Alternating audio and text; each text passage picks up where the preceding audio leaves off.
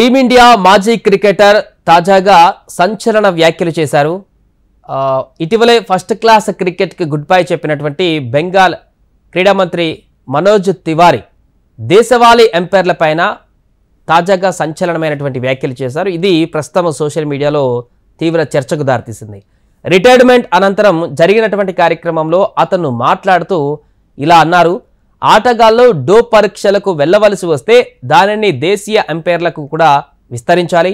నేను చాలాసార్లు ఎంపైర్లు నిద్రపోతున్నట్లు చూశాను. అలా ఎంపైర్లను చూసిన సందర్భాలలో నిన్న రాత్రి మీరు ఏమి తాగారని వారిని అడిగేవాడిని. అందుకు వాళ్ళు నవ్వుతూ నేను విస్కీని ఇష్టపడతానంటూ సమాధానం చెప్పేవారు. అలా జరగకుండా దేశీయ ఎంపైర్లలో సీరియస్నెస్ రావాలంటే బీసీసీఐ తగిన చర్యలు తీసుకొని వారికి కూడా డోప్ పరీక్షలు నిర్వహించాలని తివారీ తాజాగా సంచలన వ్యాఖ్యలు చేశారు.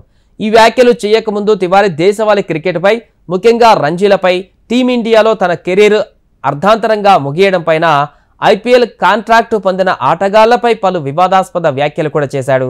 బాగా రాణిస్తున్న టీమిండియాలో తనను తొక్కేశారంటూ ధోనిని ఉద్దేశిస్తూ సంచలన వ్యాఖ్యలు చేశారు. ప్రస్తుత క్రికెటర్ల మాదిరి తనకు ప్రోత్సాహం లభించి ఉంటే రోహిత్ శర్మ, విరాట్ కోహ్లీల ఉన్నత శిఖరాలకు చేరుకునేవాడేనని అన్నారు.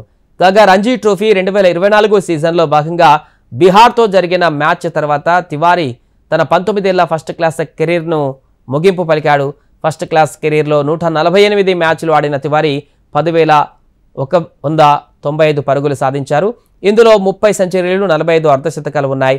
లిస్ట్ ఏ క్రికెట్లో 169 మ్యాచ్లు ఆడినటువంటి ఈ కుడి చేతి వాటం బ్యాటర్ 5,581 రన్స్ చేశాడు. ఇందులో 6 శతకాలు, 40 హాఫ్ సెంచరీలు ఉన్నాయి.